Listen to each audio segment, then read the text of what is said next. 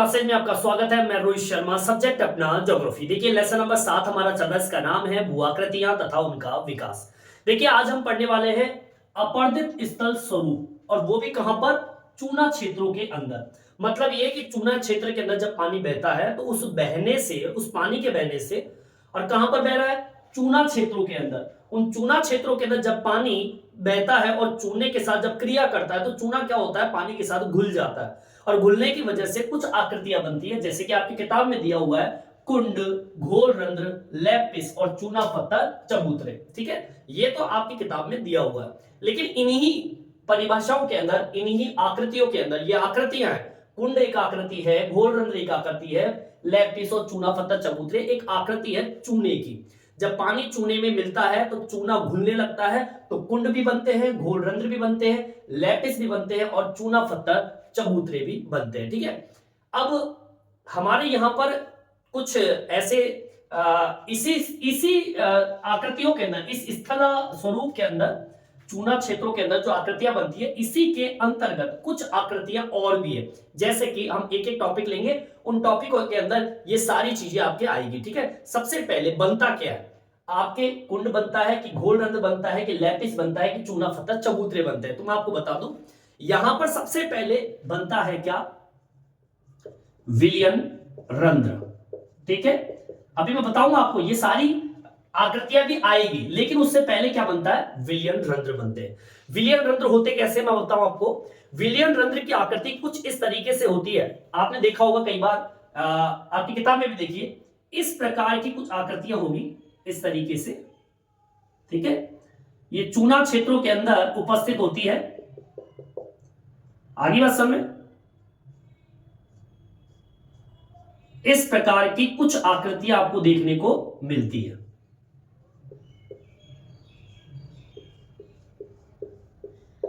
आपकी बुक में भी आप देख सकते हो, ये चूना क्षेत्रों के अंदर बनने वाली आकृतियां हैं, और यह आकृति ही है विलयन रंध्र की। अब देखिए विलयन रंध्र की परिभाषा क्या है, आपको बता दूं कि चूना पत्थर चट्टानों का जो तल होता है, उस तल के ऊपर घुलन क्रिया होती है। पानी जब चूने में मिल जाता है तो घुलने की प्रक्रिया होती है, छोटे व मध्यम आकार के छोटे छोटे गर्तों का निर्माण होता है इस प्रकार से। ठीक है, इन निर्माण होने के बाद जिसे हम विलयन रंध्र के नाम से इसको जानते हैं। मतलब ये कि मान लीजिए ये आपके चूने की परत है, यहां पर जल आता है और ये इसके अंदर घुलना शुरू हो जाता है, तो इस प्रकार के रंध्र देखने को मिलते हैं। अब इसकी परिभाषा क्या लिखोगे, देखिए, चूना पत्थर क्षेत्रों में। ठीक है, चूना क्षेत्र है, उन पत्थरों में, या फिर हम कहें चट्टानों में। ठीक है, आप चट्टान भी बोल सकते हो, चूना पत्थर भी बोल सकते हो, चूना पत्थर चट्टान भी बोल सकते हो। ठीक है, चूना पत्थर चट्टानों के तल पर घुलन क्रिया के कारण। ठीक है, जब पानी के साथ चूना घुलने लगता है तो क्या होता है कारण, छोटे व मध्यम आकार के गर्तों का निर्माण होता है। ठीक है, यहां पे गर्त जो शब्द है, यहां पर आप ये भी लिख सकते हो क्या, घोल गर्तों। ठीक है, अब मैंने घोल क्यों लिखा, क्योंकि चूने के अंदर जब पानी मिलता है तो यहां पर घुलन प्रक्रिया हुई है, इसलिए घोल गर्त बोलेंगे। ठीक है, घुलन प्रक्रिया से बनने वाले छोटे मध्यम आकार के जो गर्त है उसे हम कहते हैं घोल गर्त।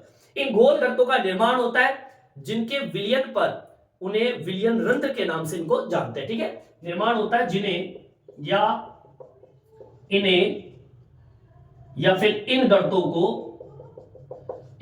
को क्या कहते हैं, विलयन रंध्र कहते हैं। बोलो आगे बात सब में। भाई इतनी सी बात बताइए कि भैया आपके चूने की चट्टान है ये, इस चूने की चट्टान के ऊपर जब पानी गिरता है, जब चूना पत्थर क्षेत्रों के तल पर घुलन क्रिया होती है, तो मतलब पानी गिरेगा तो घुलन प्रक्रिया होगी, तो छोटे मध्यम आकार के गर्तों का निर्माण होता है, उन्हें घोल गर्त कहते हैं, और इन्हीं घोल गर्तों को हम विलयन रंध्र के नाम से जानते हैं। बोलिए आगे बात समझ में। ठीक है, ये इतनी सी लाइन आपको लिखनी है। ठीक है, डायग्राम भी मैंने आपके सामने बना दिया। अब बात करते हैं इसी के साथ में, दूसरा बिंदु आता है अपना घोल रंध्र, इसकी बात कर रहा हूं मैं। ठीक है, ये सब आएगी, कोण भी, सॉरी कुंड भी आएगा, लैपिस भी आएगा, चूना पत्थर चबूतरी भी आएगी। लेकिन इस घोल रंध्र के बनने में पहले विलियन रंध्र की परिभाषा मैंने आपको बताई है। अब घोल रंध्र की बात कर लेते हैं। देखिए घोल रंध्र जो होता है ये काष्ठ क्षेत्रों के अंदर बहुत ज्यादा पाया जाता है। घोल रंध्र एक प्रकार के छोटे छोटे छिद्र होते हैं जो ऊपर से वृत्ताकार और नीचे से कीप जैसी आकृति होती है। ठीक है, इनका क्षेत्र जो होता है बहुत ही विस्तार पूर्वक होता है, बहुत ही मीटर या हेक्टर क्षेत्र या बहुत ही अधिक गहराई वाले क्षेत्रों के अंदर ये उपस्थित होते हैं। कुल मिला के ये गोल वृत्ताकार कीप जैसी आकृति इन घोल गर्तों की होती है, मतलब गर्त होते हैं पर कीप जैसी आकृति की होती है। ठीक है, देखिए इसकी आकृति किस प्रकार से होती है। देखिए ये आपका चूना क्षेत्र है, तो इस प्रकार से कीप जैसी आकृति आपको देखने को मिलती है, ऐसी कीप। ठीक है, इस प्रकार से कीप जैसी आकृति आपको देखने, आप अपनी किताब में देख सकते हैं। ठीक है, इस प्रकार की कीप आपको देखने को मिलती है। होता क्या है, जब आपके चूना क्षेत्रों के ऊपर घुलन प्रक्रिया होती है तो आपका चूना जो क्षेत्र होता है वो इसी प्रकार से वृत्ताकार, ऐसे वृत्ताकार, ऊपर से गोल नीचे से कीप जैसी आकृति वृत्ताकार रूप में एक गड्ढा बन जाता है, उसे हम घोल रंध्र के नाम से जानते हैं। ठीक है, चलिए इसकी परिभाषा लिख लीजिए। लिखिए क्या, घोल रंध्र कास्टर क्षेत्रों में अधिक पाए जाते हैं। ठीक है, कास्टर क्षेत्र होते हैं, चूना क्षेत्रों को बोलते हैं। ठीक है, घोल रंध्र एक प्रकार का क्या होता है, छिद्र होता है। ठीक है, घोल रंध्र एक प्रकार का छिद्र होते हैं जो ऊपर से वृत्ताकार व नीचे से कीप जैसी आकृति होती है। ठीक है, मतलब ऊपर से वृत्ताकार और नीचे से कीप जैसी आकृति होती है। अब सुनिए, इनका विस्तार मीटर या फिर हेक्टर या फिर गहराई की बात करें तो 30 मीटर गहरा हो सकता है। अगर मैं विस्तार की बात करूं तो कुछ मीटर हो सकता है, हेक्टर हो सकता है। गहराई की बात करूं तो कम से कम 30 मीटर की गहराई तक इनकी आकृति बन सकती है। ठीक है, तो विलियन रंध्र हो गया, ये एक्स्ट्रा है, इन पॉइंटों के अंदर ये नहीं दिया हुआ, मैंने विलियन रंध्र के बारे में बता दिया है। विलियन रंध्र में तो होता है क्या है कि चूना क्षेत्रों के अंदर तल पर घुलन क्रिया होती है, छोटे मध्यम आकार के गर्तों का निर्माण होता है जिसे हम गोल गर्त कहते हैं। गोल गर्त इसे कहते हैं क्योंकि चूने के अंदर जब पानी मिलता है तो चूना घुलने लगता है, उन्हीं घुलने की प्रक्रिया से जो गर्त बनते हैं उन्हें घोल गर्त कहते हैं और इन्हीं को हम विलियन रंध्र के नाम से जानते हैं। अब यहाँ पर गोल गर्त नहीं है, यहाँ पर रंध्र है। ठीक है, अब गोल रंध्र क्या होता है, गोल रंध्र कास्टर क्षेत्रों में अधिक मात्रा में पाए जाते हैं। ठीक है, गोल रंध्र एक प्रकार का छिद्र होता है, देखो छिद्र है ही, और ऊपर से वृत्ताकार होता है, देखो ऊपर से वृत्ताकार है और नीचे से कीप जैसी आकृति है, देख लीजिए कीप जैसी आकृति है, और ये विस्तार मीटर, हेक्टर और गहराई 30 मीटर तक हो सकती है। आगे बात समझ, इतनी सी बात मैंने आपको बताई है। तो 2 टॉपिक कंप्लीट होते हैं, यहां तक आप बता लीजिए, डायग्राम सहित आप इसको लिख लीजिए। देखिए आगे की ओर बढ़ते हैं। अब मैं आपको बात करता हूं निपात रंध्र और ध्वस्त रंध्र की। देखो यहां पर अभी मैंने केवल घोल रंध्र के बारे में ही क्लियर किया है, अभी कुंड बच रहा है, लैपिस बच रहा है और चूना पत्थर चबूतरे बच रहे। अब देखिए अब कुंड की बारी आएगी, ये कुंड की बारी आएगी, लेकिन उससे पहले निपात रंध्र, ध्वस्त रंध्र के बारे में पढ़ेंगे। डायग्राम मैं आपको बता देता हूं, इस प्रकार का कुछ डायग्राम आपको देखने को मिलता है, आप बुक में देख लीजिए, इस प्रकार से आपको डायग्राम देखने को मिलेगा।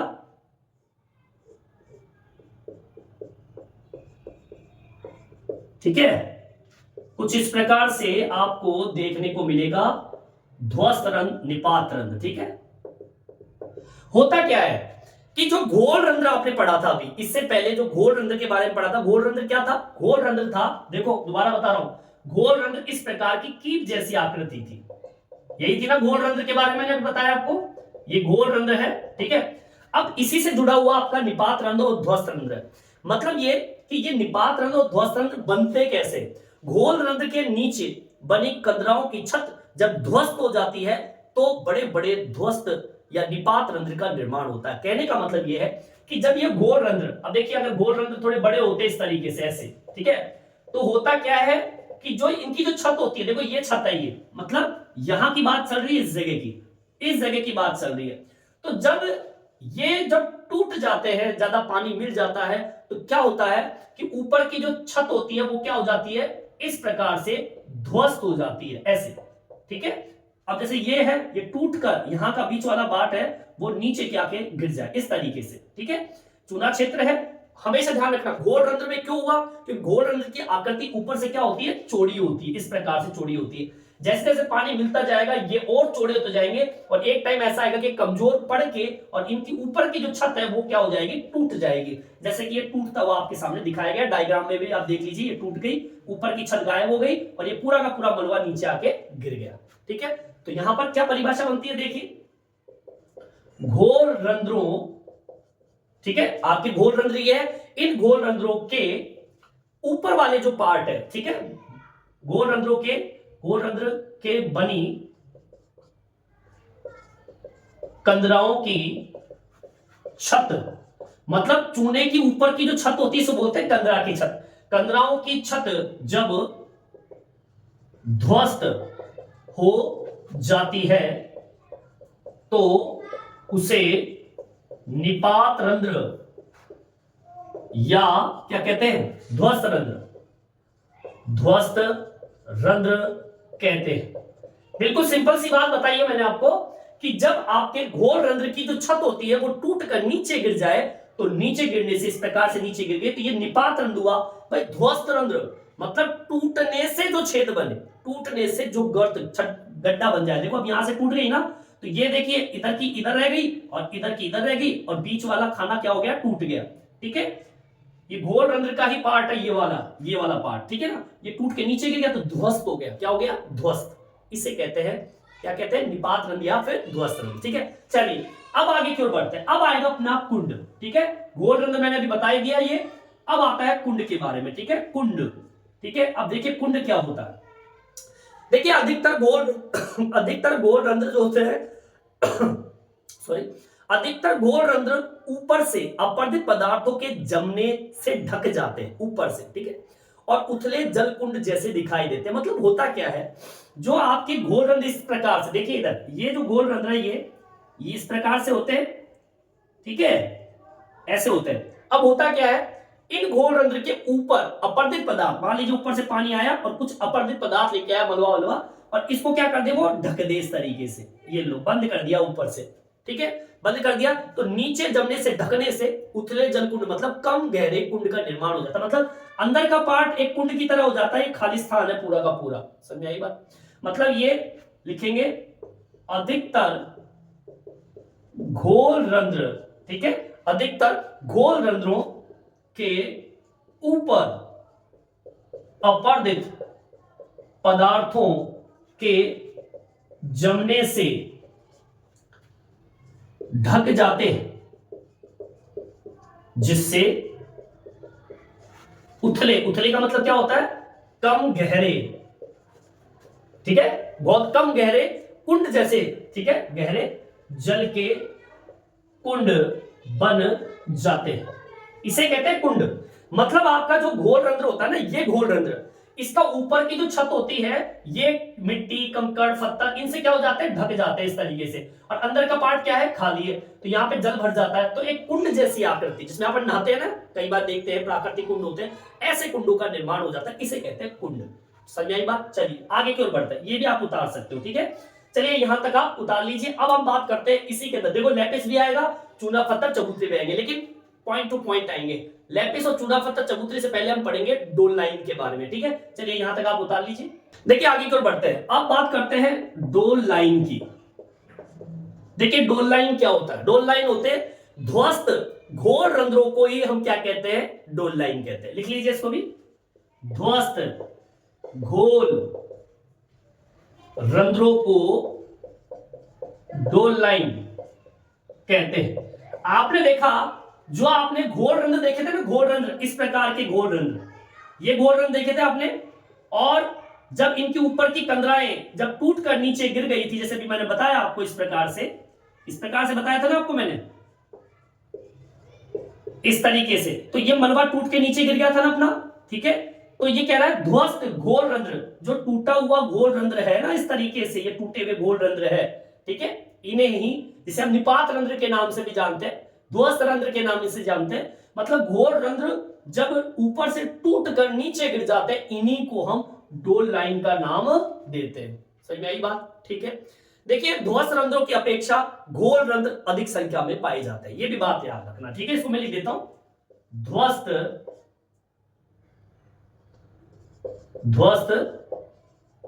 रंध्रों की अपेक्षा क्या पाए जाते हैं?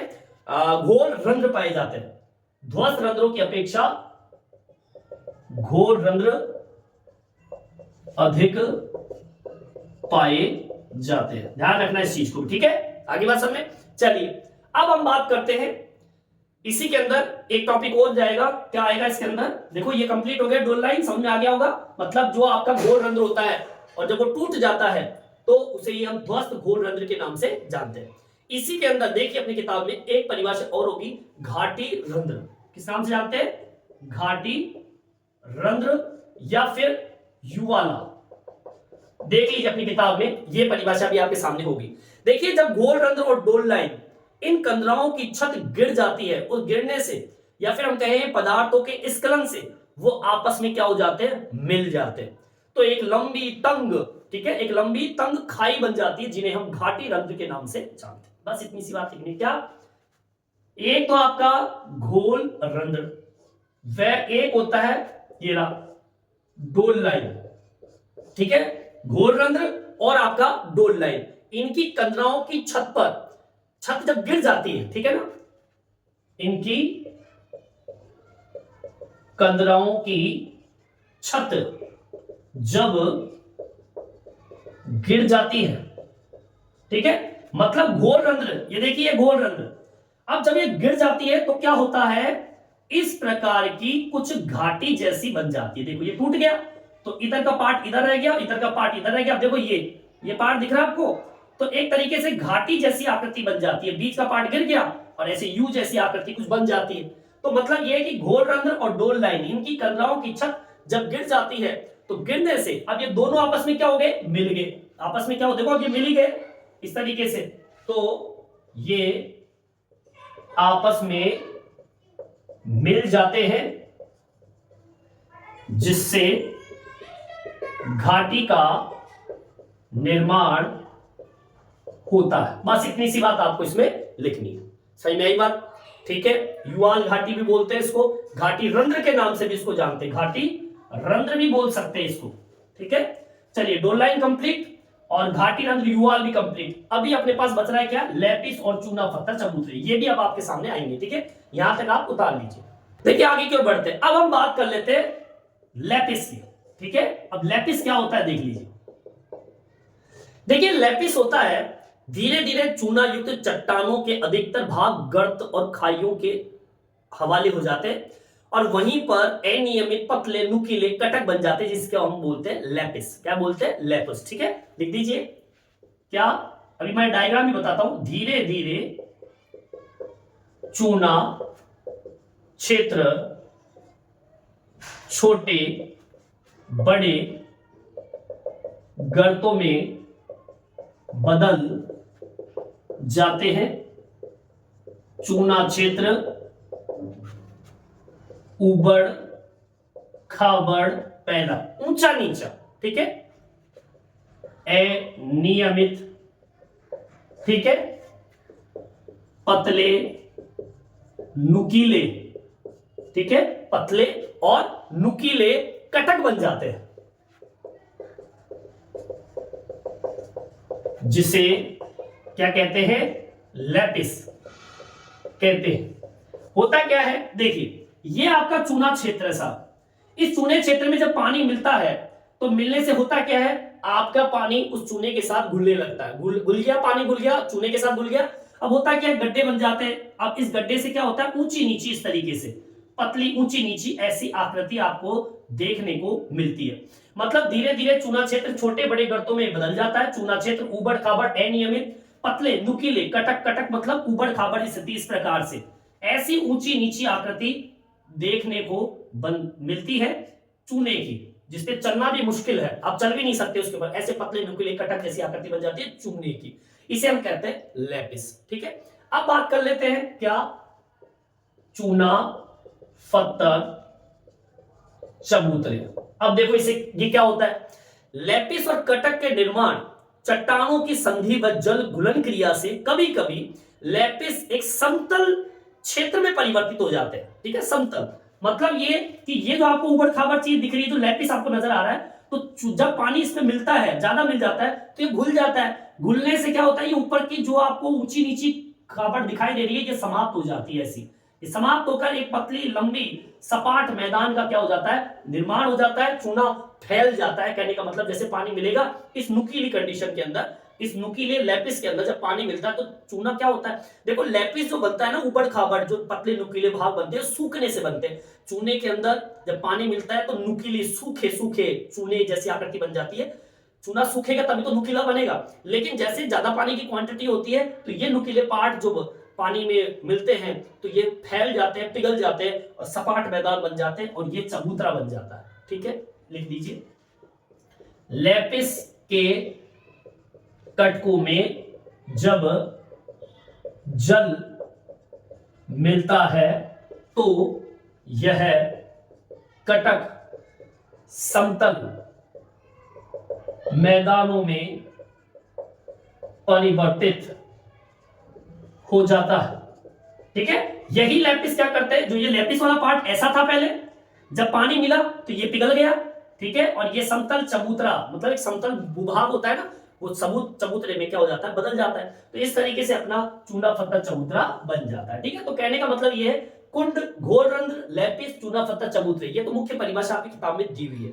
लेकिन इन्हीं के बीच बीच में विलियन रंध्र, घोल रंध्र, निपात रंध्र, ध्वस्त रंध्र, कुंड, डोल लाइन, घाटी रंध्र, युवाल रंध्र, ये सारी परिभाषाएं मैंने इसके अंदर डाल डाल के, जैसे किताब में दिया हुआ है, मैंने डाला किताब में इस प्रकार से दिया हुआ है और मैंने इनको भी परिभाषित किया। और इनके अंदर उपस्थित जो भी आपकी परिभाषा है, विलियन रंध्र, घोल रंध्र, निपात रंध्र, ध्वस्त रंध्र, कुंड, डोल लाइन और घाटी रंध्र, ये परिभाषा भी मैंने आपकी क्लियर कर दी डायग्राम के साथ में। ठीक है, चलिए यहां तक आपके समझ में आ गया होगा, इसको आप उतार लीजिए। इस वीडियो में इतना ही, नेक्स्ट वीडियो में हम फिर से मिलेंगे। धन्यवाद।